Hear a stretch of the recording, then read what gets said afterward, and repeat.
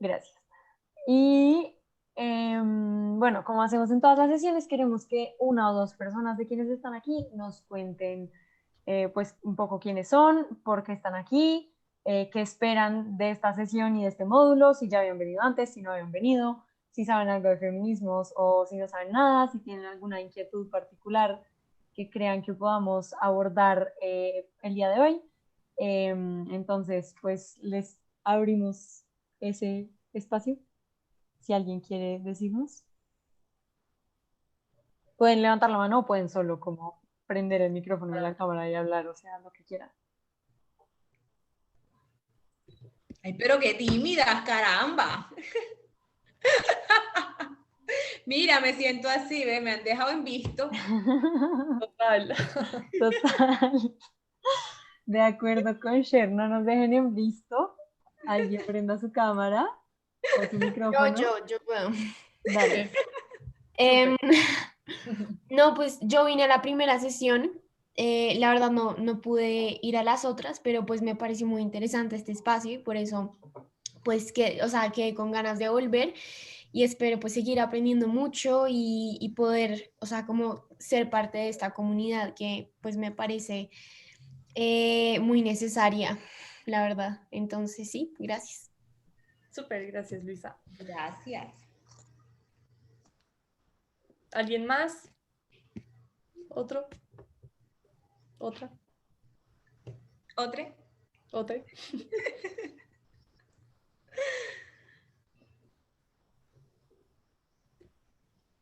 Hola a todas. Hola. Hola. Súper. Yo no puedo prender la cámara, pero Tranquilo. me alegra mucho pues estar acá compartiendo este módulo con ustedes porque el tema de la interseccionalidad es algo que he venido intentando comprender, estudiar y no sé si es la palabra apropiar o más bien interiorizar eh, para también comprender las múltiples opresiones por las que atravesamos como seres y como mujeres.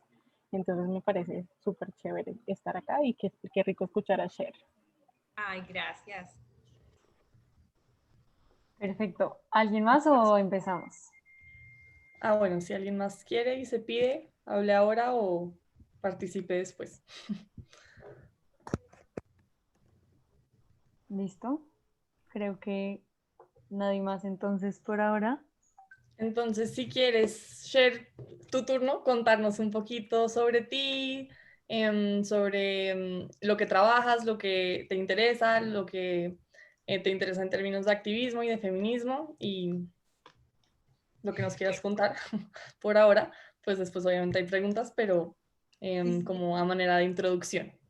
Bueno, yo soy Cher Herrera, soy Samaria, tengo 27 años, estoy terminando una maestría en estudios afrocolombianos en la Universidad Javeriana.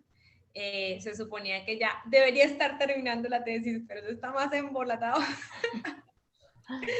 No, pues el tema de la cuarentena nos dejó con el trabajo de campo Mm. bastante aplazado y no quería hacerlo virtual. Creo que es un tema muy sensible el que voy a trabajar, así que por eso me estoy permitiendo el tiempo para tener la oportunidad de ir personalmente y hacer el trabajo de campo, que es sobre imaginarios y prácticas abortivas en el barrio en el que yo crecí, Wow. que es un barrio de la periferia en Santa Marta y que es un barrio con una amplia población negra, pero que en el contexto de Santa Marta, debido a las lógicas de multiculturalismo y a la influencia grandísima que tiene eh, la comunidad indígena o las varias comunidades indígenas que existen en Santa Marta, pues la gente se piensa mestiza o se piensa blanca o más bien indígena, pero no muy frecuentemente se sienten identificados con como personas afro.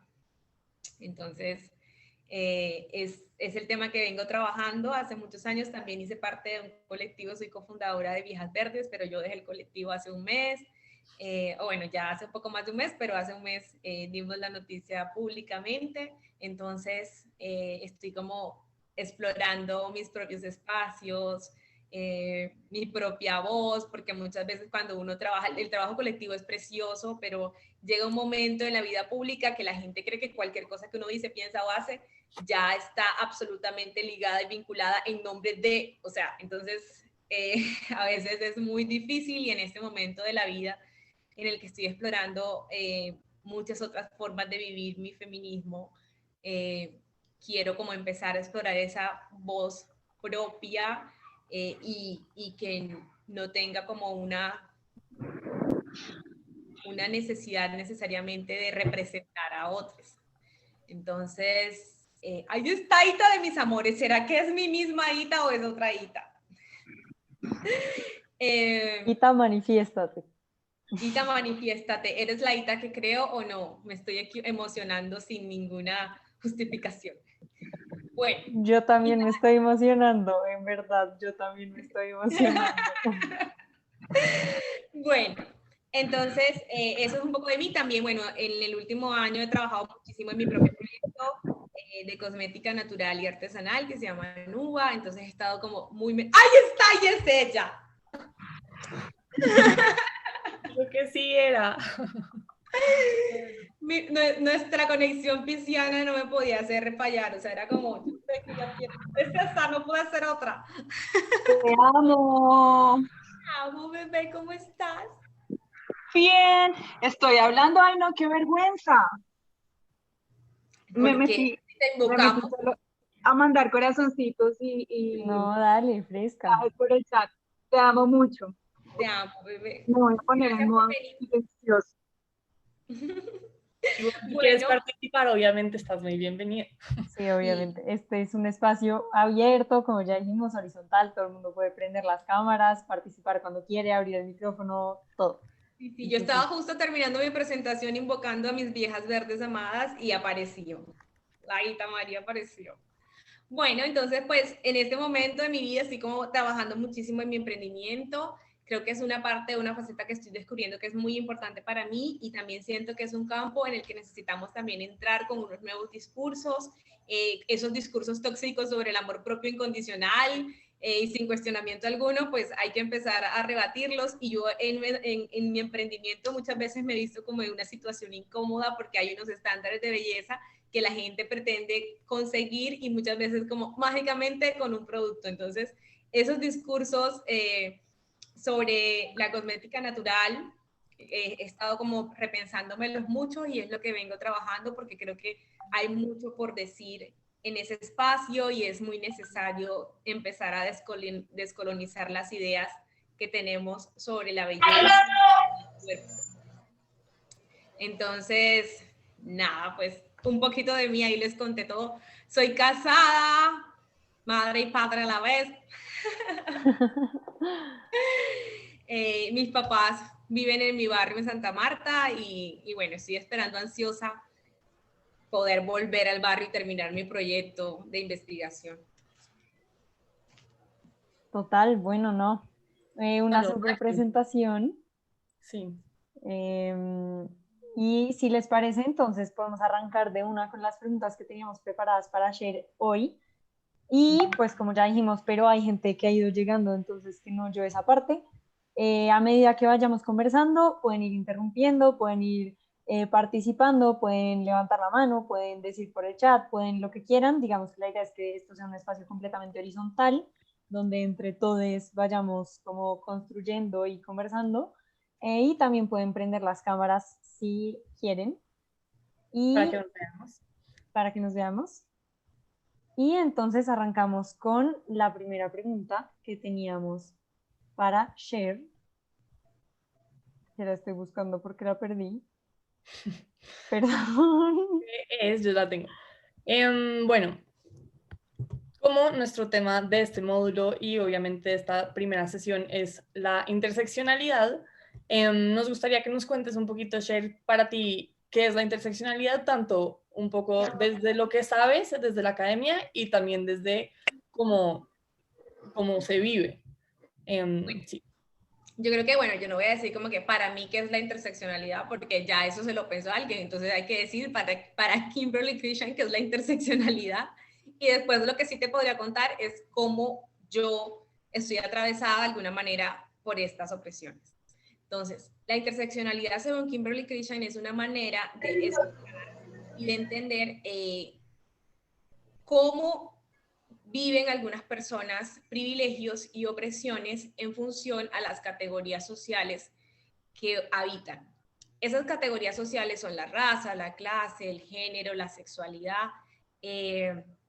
Entonces, en ese sentido, pues, ese sistema, o sea, como esa estructura del sistema y la interseccionalidad nos sirve para interpretar cómo los individuos, dependiendo del contexto y las relaciones sociales que tienen, viven ciertos lugares de ventaja o desventaja según las categorías que los atraviesan.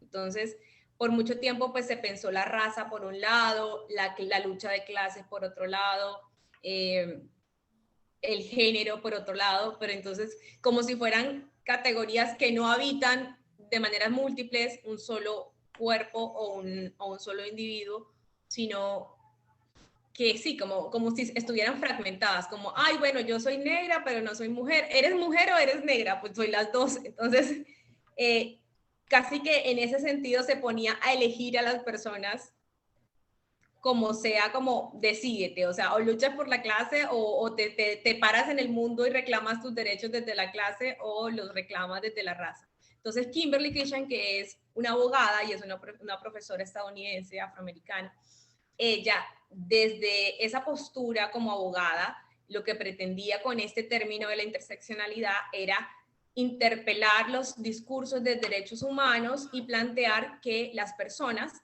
en especial las mujeres, no están oprimidas de manera segmentada, sino que es un solo cuerpo, está interseccionado, o sea, como que está atravesado o cruzado con múltiples formas de opresión, con, como lo dije ahorita, la clase, la raza, el género, la sexualidad, el origen, pueden ser muchísimas cosas, no son como que todas están inventadas, puede ser como que obviamente pues la nacionalidad, puede que tú en ese momento pues vivas en un lugar en el que la nacionalidad no importa para ti porque no estás en tu propio país, por ejemplo, pero cuando ya te vas a otro contexto, tienes otros niveles de desventaja y también sabiendo pues la xenofobia, si llegas a otro espacio, pues ya tu cuerpo va sumando otro tipo de desventajas o tal vez otro tipo de ventajas dependiendo de ese espacio que ocupas y las relaciones sociales que tienes.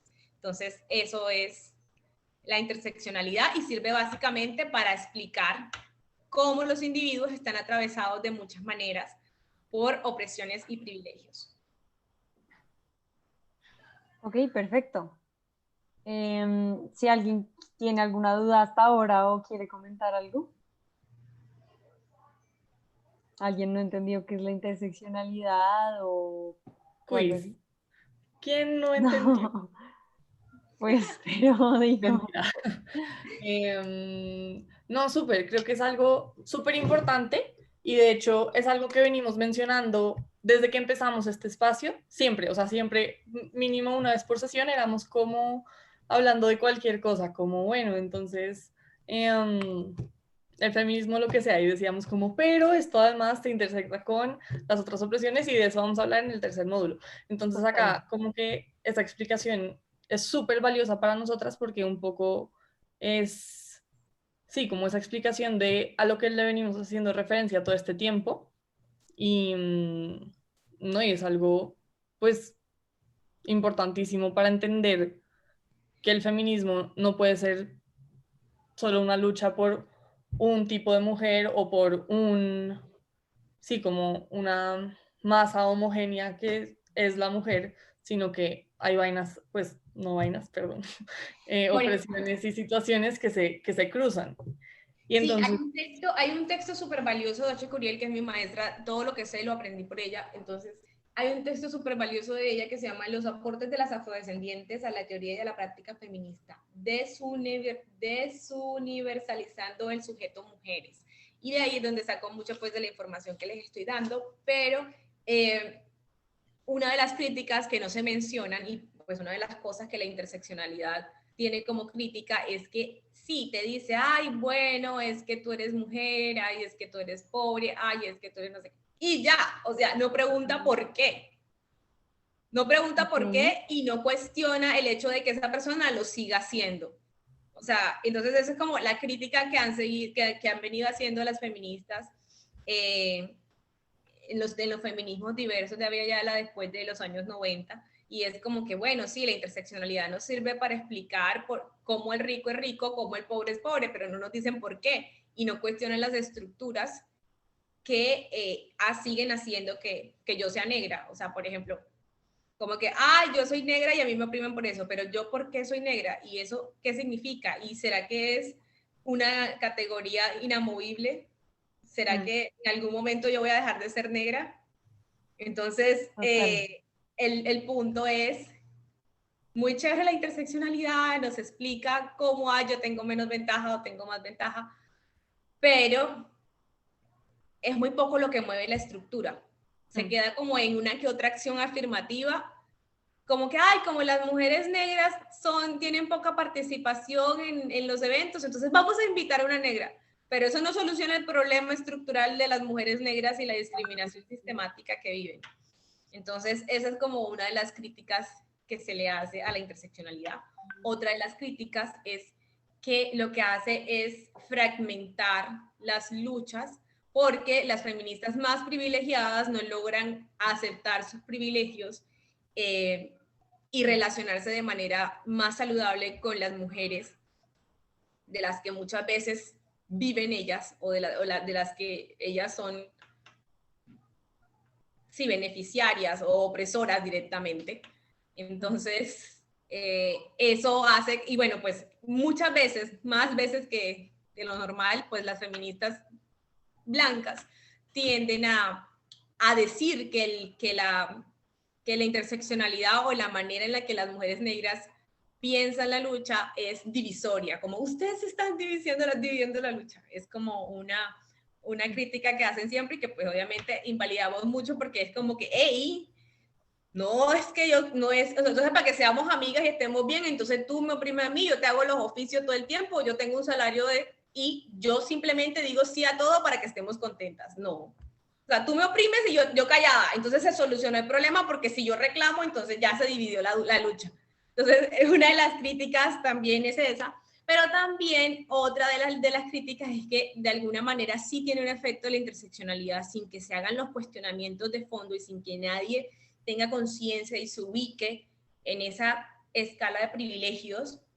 Lo que puede pasar es también que la gente crea que la lucha deja de ser entre el patriarcado y los oprimidos, sino que comienza a ser una lucha que se fragmenta de alguna manera también entre los oprimidos. Entonces, las mujeres negras no somos una masa homogénea, entonces las mujeres negras cogemos a la que es más clara, entonces la descalificamos porque ella en el sistema tiene un grado más de posibilidad de entrar que yo, entonces yo en lugar de derrumbar el sistema que nos volvió negras, me pongo a pelear con ella que yo soy más negra que ella. Entonces, esa es una de las consecuencias de no plantearse unos cuestionamientos más profundos frente a la interseccionalidad. Sí, total.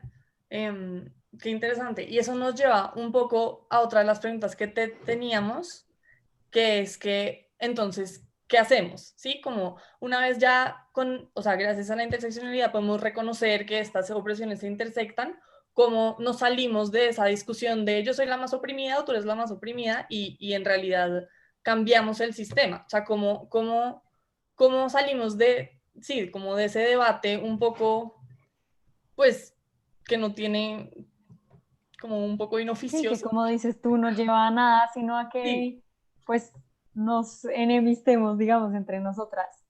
Pero es que la enemistad surge precisamente cuando una persona, por ejemplo, la que es más oscura que yo, ve que yo estoy haciendo cosas que por ejemplo, diga como, por ejemplo, por ser racista, como, es que las que tenemos la piel más clara somos más bellas. Entonces, si ella me reclama a mí, entonces yo soy la que va a salir, yo soy la que va a salir a reclamar y a salir indignada. O sea, el problema no es que no tiene nada de malo que yo sea más clara que ella.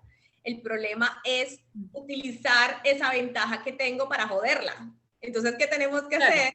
Basiquito, si tú tienes unos niveles de privilegio muy altos y que te relacionas con otras personas de esa manera, pues no los uses para andar jodiendo. Vamos a ponerlo como sencillo. Yo, en mi familia, yo tengo la desgracia de ser la hija consentida. Entonces yo veía, el hijo consentido le sirven más tajadas y se calla. El hijo consentido le llevan la comida a la cama y se calla. El hijo consentido, mejor dicho, lo dejan dormir hasta las 10:30 de la noche de la mañana y se calla.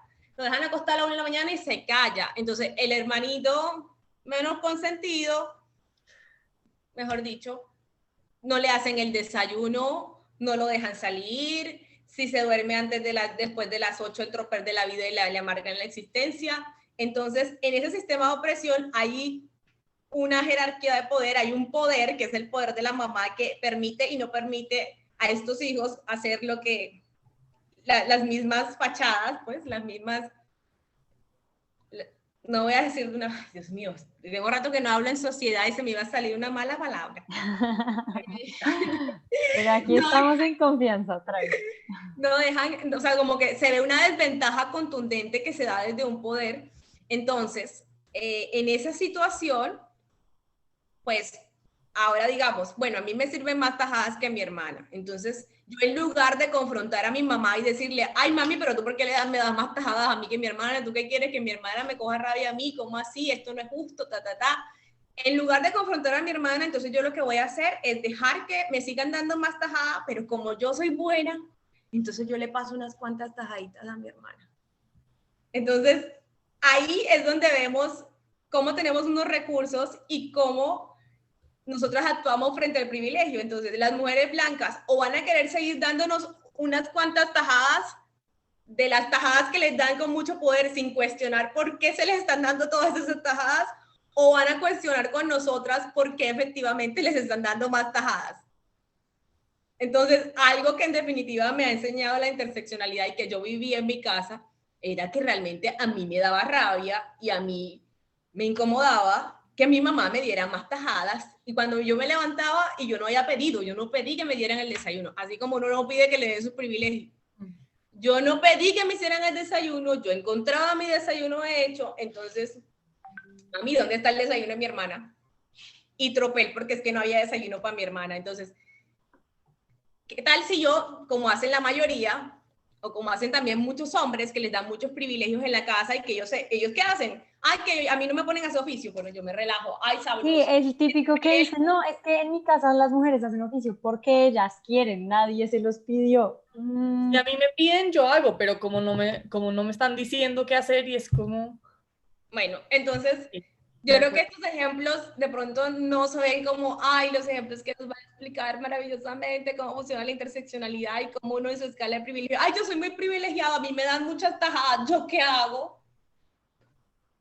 Entonces, yo creo que cuando me preguntan, y bueno, ¿y qué hacemos? Ay, entonces, ¿qué lugar ocupamos nosotras? Pues ese lugar activo de ser conscientes que nos están dando más tajadas, de que eso no es justo, y en lugar de hacernos los locos o simplemente decirle a la hermana, yo qué están diciéndole a mi hermana cuando me da más tajada, ay, no, pero es que tú sí eres inconforme, da gracia que te dieron tajada.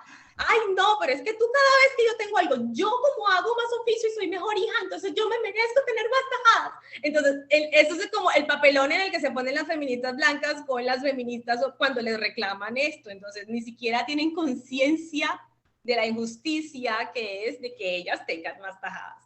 Entonces, no sé si son muy raros mis ejemplos, pero es una manera en la que quiero explicar de manera muy sencilla cómo frente a estos niveles de privilegio y de desventajas y opresiones, debemos actuar dependiendo del lugar que ocupamos y los grados de privilegio que tenemos. No, total, se entienden perfecto. Pues yo los entendí perfecto, pero digan si ustedes también los entendieron. Acá Annette en el chat dijo que quiere participar y por supuesto, prende si quieres el micrófono y ojalá la cámara y nos cuentas. Hola, estoy un poco como medio resfriada, pero primero quiero saludar con todo el cariño a Cher.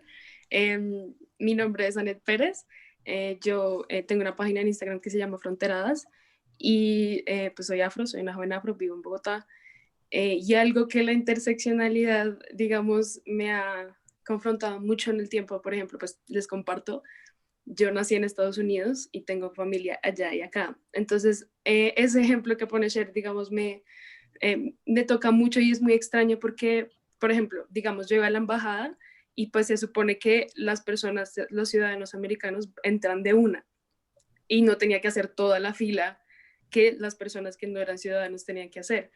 Pero al momento de entrar, de todas maneras, te trataban como una ciudadana de segunda clase y y todas las personas que trabajan ahí, pues eran como, Te equivocaste de fila. Sí, literalmente. O sea, ¿por qué entras acá? A menos de que entrara con mi mamá, que es blanca mestiza. Entonces, creo que eso es algo que en lo personal o sea, como que me llama mucho y obviamente estoy como fangirleando un poco. Ay, Porque, no, en serio, porque la verdad, o sea, desde la decolonialidad y sobre todo como esa relación interseccionalidad de colonialidad, el poder como algo que se me ha hecho muy extraño también es el poder comunicar. Creo que ahí va más o menos mi cuestión y mi pregunta, porque como decía Cher, comunicar a otras personas de forma condensada, pero igual de pesado un concepto, se me ha hecho muy raro. O sea, muchas ocasiones me ha pasado que muchas amigas feministas me preguntan, bueno, ¿y por qué toca como considerar la raza como algo, como un factor importante? Y es como tener que dar un masterclass como por todo lo que dejó, todos los vestidos que dio la esclavitud. Y al mismo tiempo es como, bueno, pero si no le digo, no aprende. Y eso, no sé, quisiera preguntar cómo dentro del feminismo es posible comunicarnos sin también que haya como una jerarquía académica. Porque en muchas ocasiones también he tenido, no sé, muchas mujeres o personas, o sea, explicando tu opresión con términos más rimbombantes, que pues yo lo sé y los puedo estudiar, pero que cuando estamos en un contexto más tranquilo siento que como que contraproducen un poco, ¿no? O sea, entonces, yo estoy como, ¿cómo ha sentido esa lucha ayer desde la academia? Porque a veces es como, sí, es que esto tiene un término, y hay ocasiones en donde es como, sí, pero esta persona probablemente en este contexto no me va a entender, o sea, yo no puedo llegarles como...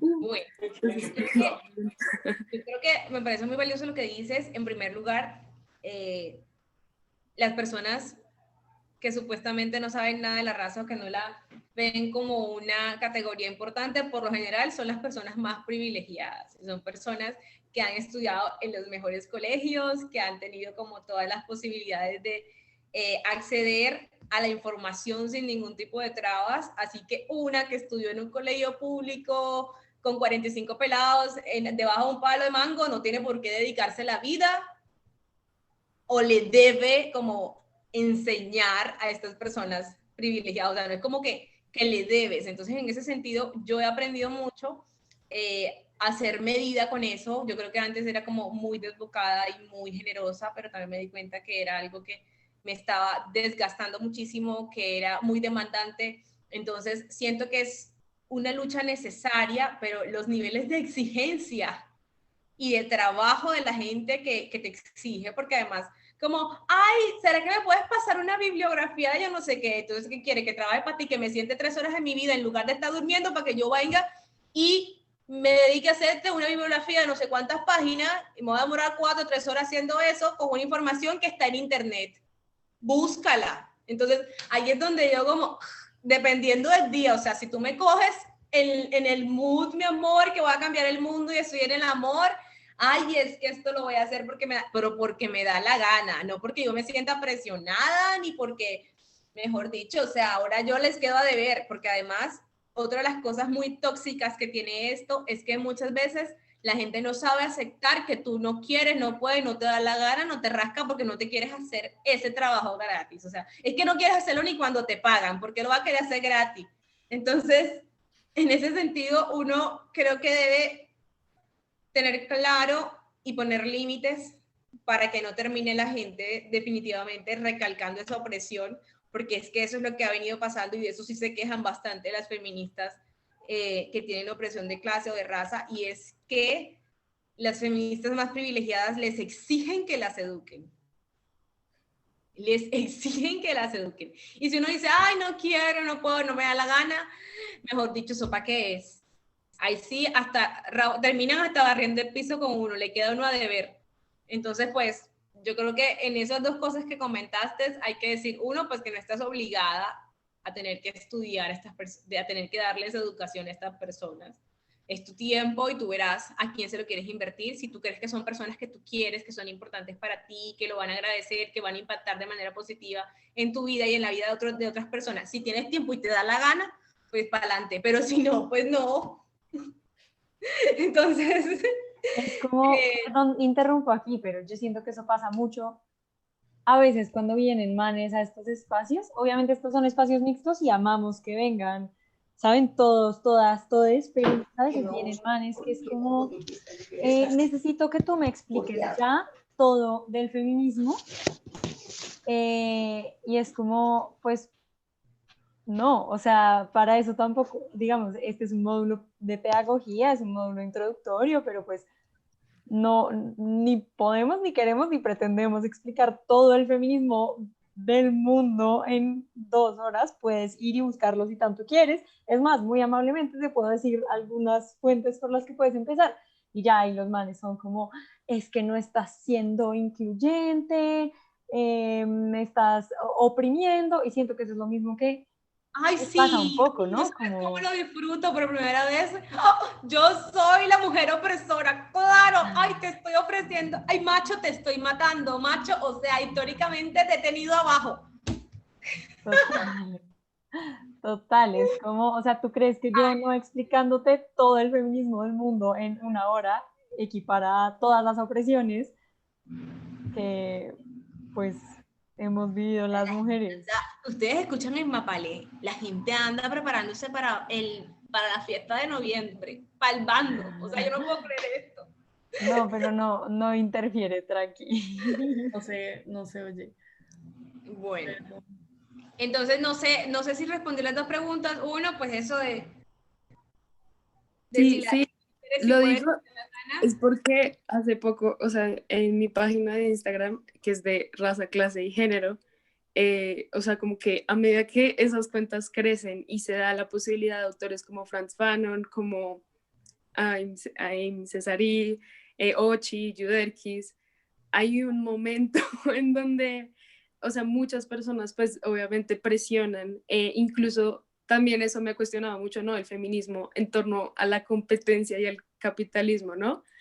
O sea, como tienes que ganar más seguidores y tienes que ser la persona que le explique a todos, o sea, como casi, como ser un youtuber acerca de la opresión en Colombia, me parece muy interesante. yo intenté y lo dejé, pero igual, otra cosa que tú mencionaste acerca de que sentías que había en unos niveles académicos y que llegaban personas y decían de manera pues muy rimbombante, pues querías decir, pues una de las cosas que cuestiona los feminismos diversos del sur es precisamente eso. Todas esas pretensiones son clasistas. Y lo más curioso de esto es que todos estos autores que tanto nos inspiran son personas que han hecho de su práctica política esta teoría. O sea, primero fue que nos pasó por el cuerpo, primero fue que vivimos ciertas experiencias y después es que viene ese proceso de volverlo académico y teórico. Entonces, algo que es muy sensible y que me parece maravilloso, pues de casi todo lo que leo de las feministas negras, es que no se dice, no siento que sean textos pretenciosos, ni siento que sean textos ininteligibles. De hecho, creo que son textos que fueron diseñados para que fueran leídos para todas las personas, yo siento que han sido textos que se han dado desde la calle y que la gente ha pasado por el cuerpo esto que se está diciendo acá. Entonces, no es como una teoría como, ay, no, pues las palabras más rebuscadas del mundo. Obviamente sí hay algunos términos, pero tampoco es como que se te va a explotar la cabeza por interseccionalidad o matriz de la opresión, o sea, racismo. No creo que sea como términos demasiado difíciles obviamente que hay gente que se monta en unas películas y obviamente también que hay unos trabajos muy extensos y a veces hay personas que pueden memorizar a largo plazo, pues años, fechas, autores, libros, pedacitos del texto, gente que de verdad como que ha podido aprender y ha tenido la posibilidad de entender todo esto, pero tampoco es que sea absolutamente necesario.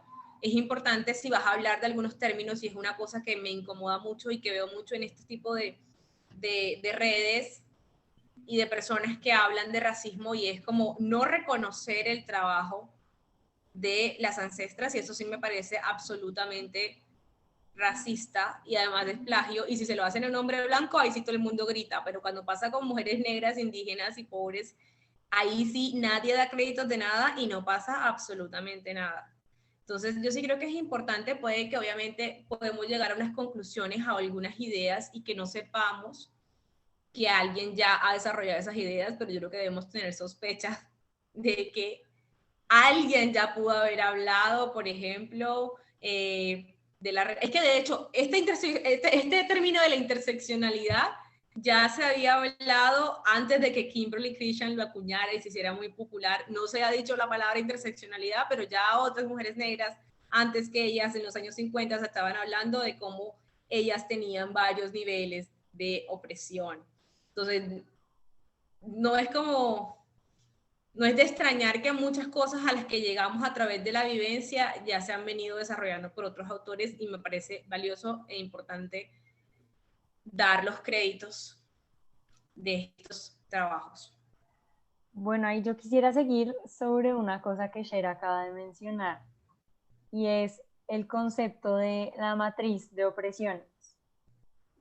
Pues, ¿quieres explicarnos el concepto de matriz de opresiones? ¿A qué se refiere? ¿Por qué es importante? Este concepto me parece muy importante, como estaba hablando, no es como que solamente a Kimberly Crenshaw se le ha ocurrido pensar en una estructura de poder que favorece a unos y oprime a otros. No, de hecho, pues Marx en sus teorías de clase, Weber, todo ese tipo de gente, hombres blancos también, no lo pensaron desde la raza ni desde el género, pero también han venido hablando de cuáles son las jerarquías sociales y cómo hay unas estructuras que favorecen a unas personas. Entonces, en ese sentido, la matriz de opresión es un concepto que viene más profundo y que me parece más interesante que la interseccionalidad, y lo propone Patricia Hill Collins, y ella lo que hace es, básicamente el término se refiere a una estructura de poder. La matriz de opresión es una organización global del poder. Entonces, en esa organización global del poder hay unos distintos sistemas que puede que se intersecten y que ahí también se relaciona con la interseccionalidad, pero es otra manera de explicar estas estructuras de poder, de cómo opera el patriarcado, de cómo las mujeres negras en algún momento ni siquiera fueron pensadas como mujeres. Todo esto como en función a ir profundizando en el por qué. No solamente como decía en el comienzo, que eres pobre, que eres negra, que eres blanca, sino por qué. ¿Cómo estas personas se volvieron negras? ¿Cómo estas personas se volvieron pobres? ¿Cuál es la estructura que las mantiene en esos lugares históricamente?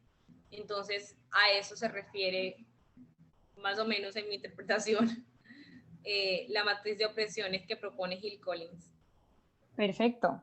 Gracias. Es súper interesante. ¿Alguien más quiere preguntar algo? En verdad, o sea, pues de nuevo, como que no es que la gente no pueda buscar, pero como estamos acá, súper introductorio básico, pues se han mencionado varios términos un poco no tan comunes. Entonces, si a alguien le quedó sonando una palabra que no entendió, por favor pregunte, o algún concepto o algo. Si alguien quiere comentar o preguntar o lo que sea, bienvenidos todas las intervenciones. Miren que hasta ahora hemos hablado mucho de que estas autoras y estas palabras vienen de Estados Unidos. Feministas, Kimberly Crenshaw es estadounidense y Patricia Hill Collins también. Sí, eso también es Pues un Bueno, poco de las nacionalidades que tú dices. podemos que seguir por esa línea preguntándote entonces, pues bueno, sabemos que tú te defines como afrofeminista, pero entonces queremos profundizar un poco más en eso, como por qué el afrofeminismo y por qué otros feminismos, porque los feminismos del sur, digamos que ya hemos hablado un poco de cómo las opresiones intersectan, pero ahora queremos saber más a fondo, pues, cuáles son estas opresiones, digamos, por qué es importante que el afrofeminismo se nombre como afrofeminismo, que los feminismos del sur, digamos, reivindiquen todo lo que reivindican. En fin, queremos que nos cuentes un poco como sobre esas corrientes, pues no sé si son corrientes, pero como, sí, como más específicas. Bueno, pues históricamente se habla del movimiento feminista que hasta luchó por, sí, por derechos como el derecho al voto, pero antes también comenzó a hacerse sentir desde los años, desde la Ilustración, mejor dicho, como mujeres que siempre se han destacado frente a la lucha de los derechos humanos. Y esta lucha de los derechos humanos era una lucha de personas que eran consideradas humanas, como las mujeres, que a pesar de ser consideradas en la estructura social como seres inferiores, aún así han sido consideradas humanos, porque si no fuera así, pues los hombres blancos no se podrían reproducir y tener más humanos. Pero hago toda esta introducción que puede sonar un poco absurda, pero es precisamente porque en algún momento de la historia había unas personas, como las personas que encontraron en Abya Yala cuando vino Colón a América, en las que estas personas blancas discutieron y dijeron, ¿será que son humanos? ¿Será que hacen parte de la naturaleza? ¿Viven más como en la selva que en la civilización? Eso quiere decir que quizás no sean humanos. ¿Y qué tal si no tienen alma, no son humanos? Y después todas esas ideas se pasaron a otras corporalidades, como por ejemplo cuando empezó la trata. Entonces, eso quiere decir, bueno, en algún momento pues ya me salto un montón de cosas, pues comenzaron a traer personas esclavizadas a América y a estas personas pues sí las despojaron de absoluta humanidad. Entonces, menciono esto porque cuando se está hablando de la categoría mujeres, que es una categoría que cuestiona mucho este texto que les había mencionado, porque parece que es una categoría universal y que hace como homogénea la experiencia de todos los cuerpos que han sido sexados y colocados dentro de una categoría, pero que esa categoría no siempre ha sido la misma para todas. O sea, de hecho, como las hembras, indígenas y negras, quizás no siempre estuvieron en la categoría y de repente pues se abolió la esclavitud y a las malditas sea, pues entra aquí porque ya se volvió mujer. Entonces, y bueno, como que arrastradas, ¿no? Como arrastradas por esa categoría, porque ahora como todos somos humanos y somos iguales, entonces ahí pues homogenizando todo y borrando estas estructuras de poder y de raza que no se eliminaron con la esclavitud, sino que son ideas que permanecen y evolucionan en el tiempo. Entonces, es importante hablar cómo, sí, hay una consecución de derechos, hay como las mujeres blancas siempre como poniendo la cara en nombre de todas las mujeres, mientras que ellas se benefician contundentemente de un sistema. Entonces, mientras que ellas se ponen a escribir y pasan rico, no sé qué, tienen a sus servicios un montón de mujeres pobres y negras, empobrecidas históricamente. Entonces, ahí es donde vemos cómo la experiencia de las mujeres no es la misma experiencia. En la misma época en la que una mujer estaba luchando para acceder a la propiedad, estaba también estaba luchando para acceder a la propiedad de esclavas. Entonces, ahí vamos viendo cómo es que la lucha no es como que, ay, que yo tengo vagina, tú tienes vagina, ay, la misma lucha. No. Entonces, sí han sido oprimidas históricamente las mujeres negras, sexadas como mujeres, y han sido víctimas de todo tipo de violaciones sexuales, acosos, explotación, pero no ha sido la misma forma de explotación. O sea, mientras que una mujer esclava estaba barriendo y era violada, lo que sea, la mujer blanca también estaba llorando, pero aquí así toda aquí toda impoluta con un vestido, yo no sé qué. Entonces, hay que ver como la relación de opresión con el hombre blanco en lugar de ser esposa y en lugar de ser esclava o concubina. Entonces, ahí sí vemos cómo no opera de la misma manera, pero también, pues bueno, esto por decirlo de una manera esencialista, porque también hay que decir que también históricamente han habido personas negras que han sido beneficiadas económicamente por el sistema y que se las han arreglado a pesar de todo para ser ricas o para tener capital simbólico y negociar con la gente blanca. También hay que decir que mucha gente blanca, a pesar de ese sistema que le daba como la categoría de humano, también vivió en la pobreza extrema y así. Pero estoy hablando como de estas estructuras, porque por más pobre que sea una persona blanca, si tenía el chance de casarse con una persona blanca rica, pues ya ahí con una o dos generaciones se le quitaba el tema. Pero a una persona negra con una o dos generaciones quizás no se le quite lo negro y le van a seguir impidiendo ir, por ejemplo, a la universidad. Hace unos 100 años era un tropel para que una persona negra pudiera entrar a una universidad. Entonces, ahí vemos cómo este sistema de luchas entre mujeres no es como tan homogéneo. Ya eché mucha carreta por ahí, pero lo que quería llegar al punto es que los feminismos, o sea, las luchas de resistencia de las mujeres indígenas y de las mujeres negras están desde el día 1 que se tuvieron que encontrar con esta gente. Siempre han luchado, pero la única, como las mujeres blancas sí podían escribir a pesar de, como las mujeres blancas ahí en su privilegio, ahí se las arreglaban para figurar como las mujeres rebeldes, pues ellas son las que se muestran o las que fueron como pioneras del feminismo en estos términos académicos y en estos términos políticos.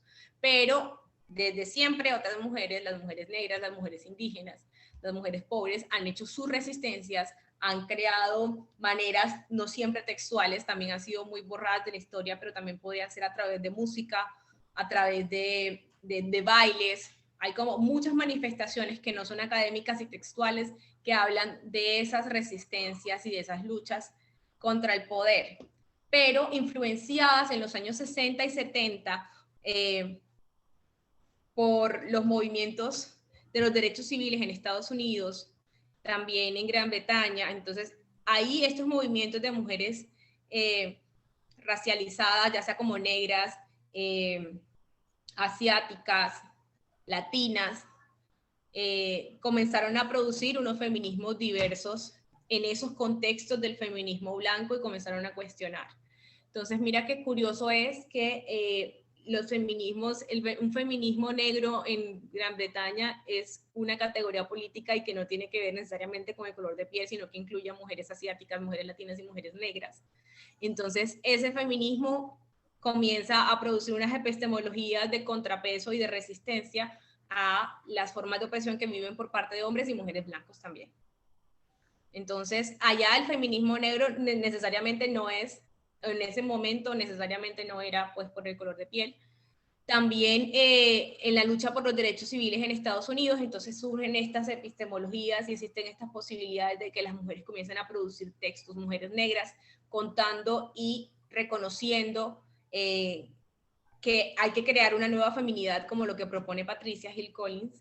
Entonces, en ese proceso es que comienzan a surgir de manera académica los feminismos diversos. O sea, no es como que, es que apenas hasta los años 50 es que a las mujeres negras se les ocurrió que vamos a hacer un feminismo. No, o sea, de pronto no se llamaba así, de hecho hay una corriente que se llama womanism. También habían otras maneras de anunciarse y de hecho hasta hoy en día vemos como muchas mujeres negras que tienen unas resistencias no necesariamente se marcan como feministas o como afrofeministas, sino que quieren anunciarse y luchar desde otras formas y que para nosotras puede que sea como feminismo porque están luchando por la igualdad, por los derechos, por la equidad, en contra del patriarcado, en contra de la injusticia, pero no necesariamente se anuncian o se enmarcan o se identifican con los movimientos feministas. Entonces, sí, entonces muy influenciadas por esos movimientos en el norte, mujeres como Yuderquis Espinosa, como Chicuriel, como Leila González, empiezan a contar esa experiencia personal de porque es muy distinta y es muy distinto el contexto, como ya se ha hablado mucho a mitad de año con todo lo que ha pasado con el movimiento Black Lives Matter. La manera en la que se manifiesta y opera el racismo en los Estados Unidos por su proceso histórico es completamente diferente a cómo se evidencia el racismo aquí en América Latina y seguramente cómo se evidencia el racismo en los países africanos. Entonces vemos que racismo es racismo, pero tampoco tan así. Racismo sabemos que es como unas marcaciones, en unas jerarquías en las que se piensan bajo unos estereotipos y bajo unas ideas que son como inherentes al cuerpo de una persona según su característica física, también según su religiosidad y muchas otras cosas, pero no funciona de la misma manera, no se manifiesta de la misma manera. Y no todo el tiempo la gente tiene de alguna manera como conciencia de cómo funciona, aun cuando se es una persona racializada. Entonces, pues todo esto para decir que Patricia Hill Collins, Angela Davis, Kimberly Crenshaw comenzaron a ser parte de la academia y comenzaron a producir todos estos textos, e inspiradas por ella las mujeres latinoamericanas empezaron a cuestionarse no solamente su relación con los hombres blancos, sino también con el norte, y de cómo, a pesar de que las mujeres estadounidenses han aportado muchísimo y los feminismos del sur se han alimentado muchísimo de lo que se ha construido epistémicamente de arriba, pues ellas tampoco era que leyeran mucho las de aquí abajo o se preocuparan un poco pues por cómo era que se vivía la relación aquí de raza.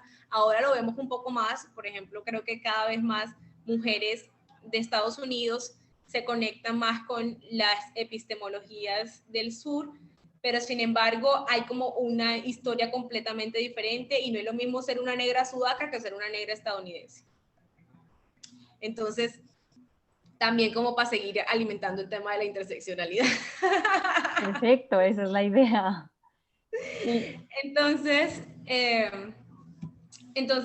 ahí sí vienen como mujeres maravillosas que admiro mucho, que comienzan a cuestionar y a tratar de entender y explicar cómo es que funciona en sus cuerpos, en estos territorios, el tema de la raza, la clase, el género.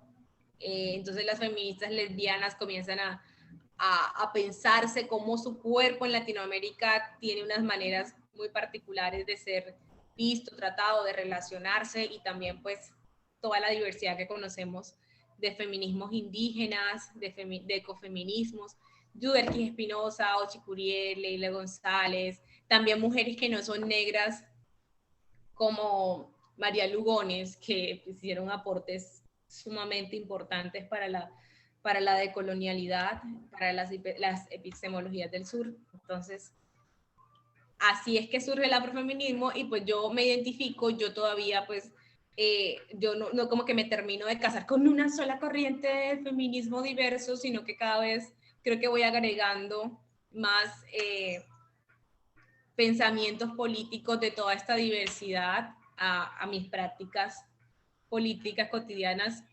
Yo en los últimos años no sabía que era tan decolonial, yo me he descubierto muy decolonial, antiestado, mejor dicho. Yo creo que quisiera que hablemos un poco más de eso. ¿Qué es el feminismo decolonial y qué es el Abya Yala? Que has mencionado ese término y no creo que mucha gente sepa qué es. Pues bueno, así es como se ha denominado por los pueblos originarios todo el territorio que hoy se conoce como América Latina. Entonces es como una categoría política de no decirle a América, sino decirle a Abya Yala, y es como reclamándola también como un territorio que existió, que existe aún después y antes de la colonización. Entonces, le dicen Abya Yala en lugar de América. Ok. Y el decolonial, así como a grandes rasgos también, solo como para que todas estemos en la misma página. Y porque Pues, amamos el feminismo decolonial y queremos que lo expliques, Inventarlo. porque lo amamos, sí. Bueno, entonces, pues, Aníbal Quijano que es ecuatoriano y o peruano, ya me perdí. Bueno, no pasa nada. Averígüenme por ahí en internet, creo que es peruano. Aníbal Quijano es un académico latinoamericano, él es blanco, pero empezó a cuestionar la colonialidad. Peruano. Poder peruano, así es, gracias. Peruano, entonces él como empezó a hacer todo el trabajo de investigar, obviamente es un hombre blanco de clase alta, académico, era pues, entonces él fue como uno de los pioneros. También se le cuestiona muchísimo, y en algunos textos que he leído recientemente, he leído cómo él no ha reconocido los aportes de la colonialidad, que de pronto no lo llamaban de esa manera, pero que fue como muy leyendo mucho a marxistas negros.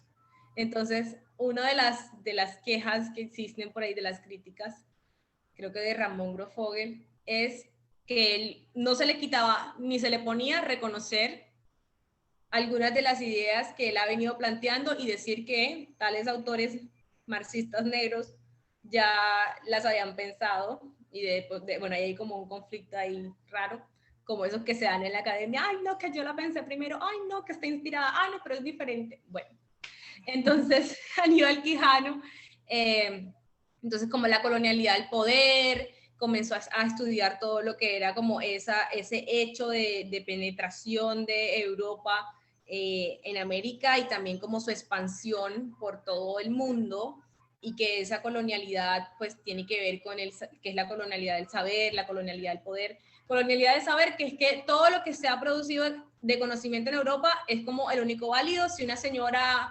en el sur, no sé, de algún rincón del mundo aquí en América, descubre o produjo algún tipo de conocimiento, entonces eso decimos que es tradición, decimos que es no sé qué, pero si lo produce uno en Alemania, eso es ciencia.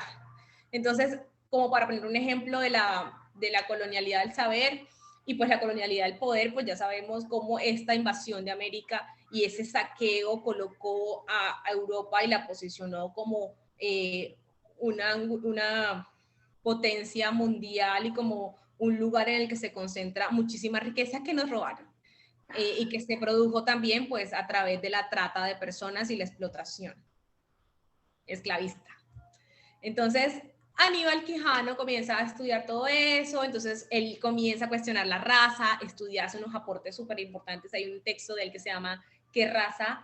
Y es muy interesante, pero ahí también comienza a tastabillar como hombre blanco y comienza como a decir que hay una gente que está comparando la raza con el género, pero entonces como que si son una ficción o no son una ficción. Entonces él dice que no, él dice que la raza no es biológica, que es una idea, pero que el género sí es biológico, porque las mujeres tienen vagina y tienen útero, y su rol en el universo es parir. ¿Cómo la ves? Ahí se le cayó todo el teatrico, pero el man es muy bueno, hizo unos aportes muy importantes, y ahí apareció nuestra maravillosa Lugones a hacer un montón de cuestionamientos sobre esas ideas coloniales. Entonces ella hace la colonialidad del género, y en la colonialidad del género comienza a desarrollar una teoría sobre cómo, al igual que la raza, el género también es una ficción, una performatividad, y que antes de la colonialidad las hembras indígenas no eran mujeres, y también las hembras negras tampoco, y que se denominaban de otras maneras, y las maneras de relacionarse entre sexos era diversa también. Ok, perfecto. Sí, interesantísimo. Perdón. Es que piel blanca y blanco no es solamente cuestión de piel. Claro. Es una categoría política igual que negro. Sí. Y Luisa, no sé si Luisa quería participar ahorita. Sí, sí. Es que ¿quieres tenía dar? una pregunta ahorita que estábamos hablando pues de los Así como negro no es color de piel, o es que ustedes no han visto negros con pieles blancas. Sí, también. Ese es un buen punto.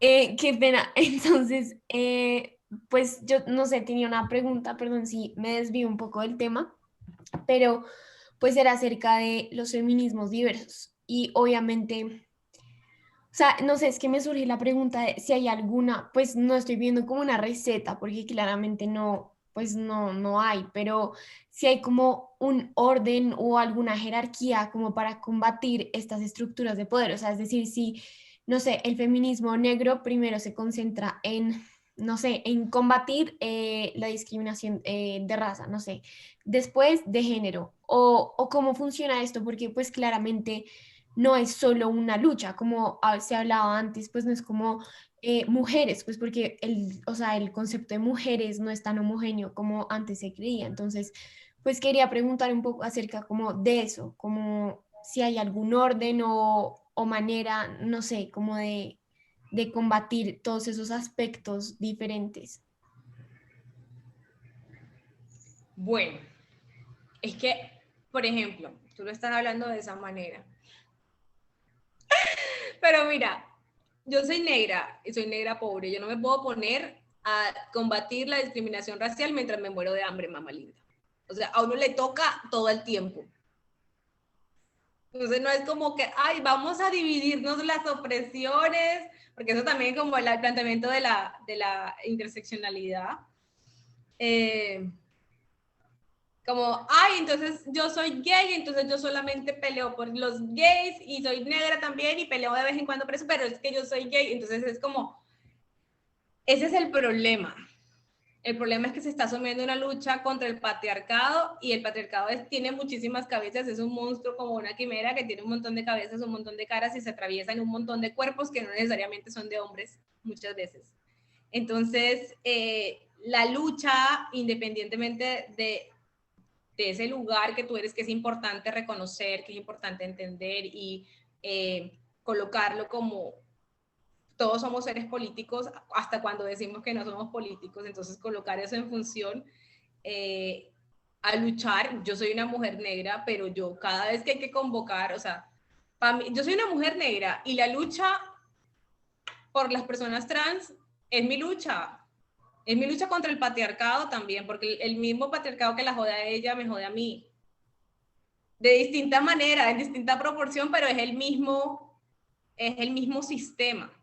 Entonces, eso precisamente que muchas veces me pareció tan inspirador en las clases con Ochicuriel, y es como dejar de pensarnos en la lucha de que la lucha interseccional, este es mi cuadrito, este es mi pedacito y yo voy a pelear desde este cuadrito ya, porque este es solo mi problema que me atraviesa el cuerpo, entonces yo soluciono mi problema. Entonces el problema es que cada quien está pensando en su problema y en las opresiones que les atraviesan de manera personal y no en confrontar el sistema así como con toditicas el tiempo. Y creo que eso si fuera de esa manera y si fuera con tal ímpetu, si todas las mujeres blancas lucharan con el mismo ímpetu en contra de la raza, este cuento sería otro. Si todas las mujeres heterosexuales como que se dieran la pelea con el mismo ímpetu contra las violencias que sufren las diversidades sexuales, este cuento fuera otro.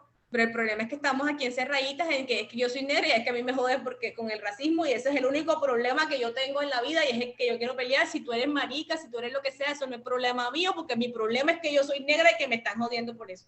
Entonces el problema es que definitivamente la lucha se ha quedado en eso. Entonces ahí es donde sí se fragmenta la lucha, cuando solamente se piensa en las problemáticas que se les atraviesa el cuerpo de manera personal. Obvio que son importantes, obvio que hay que lucharlas y obvio que como te afectan a ti, pues tú tienes tu personal sentimiento frente a esas luchas, pero desligarse así y creer que, porque esa es otra. Hay mucha gente que ya empezamos a cuestionarnos el tema del aliado, o sea, yo no soy aliado, eso no es como alianza, eso es problema mío también. Yo no soy, o sea... Esa era un poco la última pregunta que te teníamos, que es un poco, sí, como ese concepto de aliado, pues que al final tiene buenas intenciones, ¿sabes? Es como yo me alío con tu lucha para no apropiarme de ella, porque pues yo no soy negra y no vivo, no me atraviesan el cuerpo las experiencias que a las mujeres negras sí, pero entonces, ¿cómo lucho por su lucha sin apropiármela y siendo respetuosa y siendo consciente siempre de que pues sí es mía, pero no la vivo, pues no vivo esa opresión. Entonces ahí hay como un montón de dilemas y Matices, opinas sí. al Pues respecto. tener claro eso, es que yo tengo claro que a mí, pues, en el cuerpo no me pasa, a mí de manera personal, Shirley Herrera, a mí no me van a coger y me van a violar en la calle para corregirme mi inclinación sexual. Pero eso no quiere decir que sea un problema que puede pasarle de pronto a un hijo mío, a un hermano, a mi mamá, a un tío. Mi papá se cambió de bando, entonces lo van a joder. Entonces eso, pues aunque no me atraviese el cuerpo físicamente, a mí no es la que me van a meter una puñalada, pero si a tu papá te le hacen algo, ya tú ahí te vas a ver afectado. No es lo mismo que te metan la puñalada, pero que te va a doler, te va a doler. Entonces el problema es ese, que además nos sentimos como completamente desvinculados, como si nosotros no pudiéramos parir. Por ejemplo, tú de mujer blanca no pudieras parir una persona negra. Entonces, ¿tú cómo te mueves en esa lucha? Si tú no luchas por tu gente, si tú no luchas por tu familia, por tus amigos, por tu comunidad, entonces ¿por quién luchas? Y no necesariamente, y no siempre, y no para siempre, la gente que pertenece y que te importa necesariamente no es igualitica a ti. Pues entonces, por ejemplo, una de las cosas, pues obviamente, otra cosa es algo que hacen horripilantemente muchas feministas blancas y es como venir a hablar en nombre de. Una cosa es que yo sí combata, yo donde vea una situación de injusticia en contra de una persona que no necesariamente corresponde a mi perfil político, voy a reaccionar, pero otra cosa es que yo diga, ay no, es que pobrecitas, las mujeres trans, yo vengo a salvarlas, es que ellas están no sé qué, y no, como no dar nunca la posibilidad, de hecho, que eso es una lucha también, como hacer campo también para ellas, o dejar que ellas mismas se hagan campo si no les da la gana de que otras personas intervengan, aunque cada persona vive su posición política como quiera. Hacer eso como que no es horizontal, que no es como con mi hermana, que no es como con una persona igual, o que yo considere igual de potente o poderosa que yo. Ese es el problema. El problema es cuando las mujeres blancas también comienzan a hablar de todas estas teorías y comienzan a teorizar en función a la raza. Por ejemplo, una mujer negra pensando cómo es que se siente ser negra y caminar en el centro histórico de Cartagena. ¿De qué hablas si tú nunca has sido negra ni has caminado por el centro histórico de Cartagena? Entonces, no es que no puedan pensar y analizar este tipo de cosas, sino es que tengan claritico cómo es que eso está en el cuerpo de ellas y de qué manera se posicionan políticamente frente a la situación. O sea, no es que la lucha no sea de ellas. De hecho, hemos visto cómo María Lugones ha hecho un análisis espectacular de la raza y el género, y ella necesariamente en este contexto, porque en Estados Unidos es otra cosa, en este contexto de América Latina necesariamente no sería atravesada por la raza. Pero eso no quiere decir que ella no la pueda analizar, pero también eso no quiere decir que ella no pueda entrar en conversaciones y entender eso en el contexto. Entonces, creo que no es fácil, uno nunca termina como de pararse políticamente, como que este es el lugar y la posición correcta para luchar, pero lo que sí creo yo es que la posición correcta para luchar es en contra del patriarcado, todavía a montones. Obviamente de ahí nos vamos a ir jalando los pelos y diciendo como que cuidado y me pisa, cuidado y no sé qué, pero lo importante es tener claro el lugar de enunciación y también la postura política frente a la violencia de otra persona. Eso, estar siendo una mujer muy privilegiada y solamente mirar a las mujeres más desfavorecidas como víctimas, como pobrecitas, como que no saben lo que hacen, porque esa es otra cosa aterradora. Y es esa postura política, yo soy aliada, pero yo te voy a enseñar cómo es que tú vas a hacer. O sea, no, tú no me vas a enseñar un carajo, tú no me vas a enseñar a mí nada. No tienes tampoco que hacerlo. Entonces, esa postura salvacionista que no solamente, como es la interseccionalidad, pasa entre mujeres blancas y negras, sino que puede pasar entre mujeres negras de clase alta y mujeres negras pobres. Es esa pretensión desde el privilegio de hablar por la otra, disminuir a la otra, querer salvar a la otra, como si la otra no se viniera salvando sola hasta de nosotras mismas, pues de muchas otras maneras. Entonces, ¿cómo sería la lucha? Para mí, eso de aliado no. O sea, uno va para adelante y no es que es aliado, eso es problema de uno, es problema de todo el mundo y todo el mundo tiene que luchar contra el patriarcado. Perfecto. No, bueno, eso de verdad que, wow, o sea, esa es, porque además ese es otro tema que habíamos tocado mucho en las otras sesiones, como la idea de, pues específicamente con los hombres, pero pues obviamente O también sea, aplica espérate un para... momento, o sea, espérate un momento que se me acaba de venir una luz, o sea, Dale. entonces yo estoy aquí, yo soy una mujer blanca, imagínense blanca acá, entonces yo estoy viendo ahí mismo al frente mío que están cogiendo un peladito negro y lo están apaleando y están diciendo que es un negro rata y que tiene que morirse. Entonces yo no voy a intervenir, sino que yo voy a esperar a que venga una negra que sea como él y que venga y intervenga, porque es que yo no puedo intervenir, porque es que yo soy aliada, pero es que como eso no me está pasando directamente a mí, pues yo no tengo ningún derecho de venir, o sea. Entonces sí. Pensando como muchas veces es como, yo soy aliada, yo te aplaudo, y la otra matándose ahí, sola. Es muy cierto. Entonces yo no voy a intervenir porque yo con qué, yo no soy negra, entonces yo no puedo venir aquí a intervenir en nombre de la negrura, o sea, no. Eso es todo lo mal que está con el tema de la interseccionalidad. Total. Creer que yo no tengo nada que decir en contra del racismo porque eso no me atraviesa ni porque yo soy negra. Total, no, nos queda súper claro y sí, de verdad, o sea, como te decía, esto es un tema que... Están todos los amigos en la fiesta diciendo chistes racistas, entonces yo voy a... No, yo no puedo decir nada porque es que eso a mí no me atraviesa. Entonces yo tengo que esperar a que venga una negra y los ponga en su lugar, porque entonces me estoy apropiando del discurso, o sea, no. Total. Y sí, lo que te estaba diciendo, Cubero, o sea, es un poco, pues es algo que nos venimos pensando mucho, también, sí, pues como un poco más desde los hombres y como, porque pues sí, porque sí existen como situaciones en las que se terminan apropiando de discursos o de luchas y una también como feminista blanca seguramente puede caer en esas cosas, pero no, pues nos parece muy valioso y lo que nos gusta mucho tu explicación al respecto, pero es que tenemos un par de personas que quieren participar. Sí. No, pues nada, lo último que yo iba a decir era que también yo creo que, o sea, una cosa que dijimos la sesión pasada y que quiero traer como a esta situación también, y es que así como pasa con, o sea, nosotras lo que decíamos es, listo, ok, llámense aliados, llámense lo que quiera, llámense feministas, feministos, o sea, como quieran llamarse, pero muchas veces no es suficiente decir yo soy feminista o yo no soy antirracista, ¿no? Y entonces eso es como lo que yo creo que es importante resaltar de aquí, es que yo como mujer blanca, listo, puedo participar en la lucha contra el racismo, obvio, como dice Cher, de una, pero no basta con que yo en mi blanquitud, en mi privilegio, sentada cómodamente, diga, ay, sí, yo soy antirracista. Bueno, ¿y qué? ¿Qué estás haciendo para ser antirracista?